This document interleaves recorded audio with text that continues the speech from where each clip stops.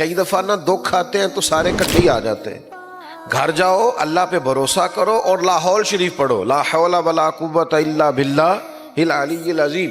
صحابی تھے حضرت عوف بن مالک رضی اللہ تعالیٰ عنہ.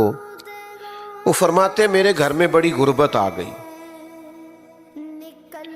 اور ساتھ یہ ہوا کہ میرا بیٹا بھی کفار نے قید کر لیا.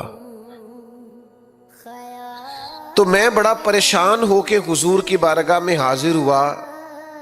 یا رسول اللہ صلی اللہ تعالی علیہ وسلم، ایک تو غربت، اوپر سے بیٹا بھی قید کر لیا گیا ہے. کئی دفعہ نا دکھ آتے ہیں تو سارے کٹھے ہی آ جاتے ہیں، پریشانیاں آتی ہیں تو ساری کٹھی آ جاتی ہیں. تو عرض کرنے لگے یا رسول اللہ صلی اللہ تعالی علیہ وسلم، ایک تو غریبی ہے، حالات ایسے ہیں، اوپر سے بیٹے کو کفار نے اغوا کر لیا.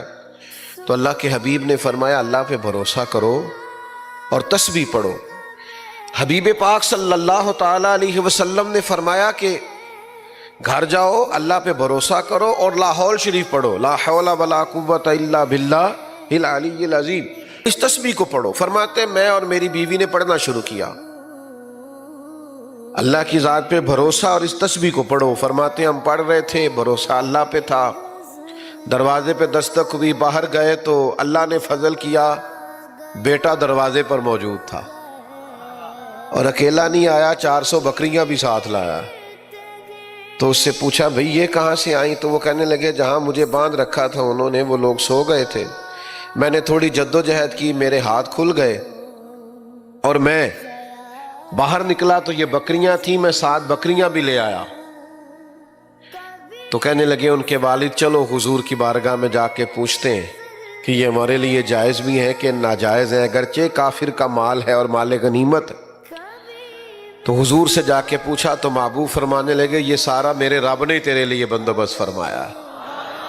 تو جب اللہ بندوبست کرتا ہے نا تو وہ یرزقہ من حیث لا یحتسب، پھر اللہ وہاں سے روزی دیتا ہے کہ بندے نے کبھی سوچا بھی نہیں ہوتا.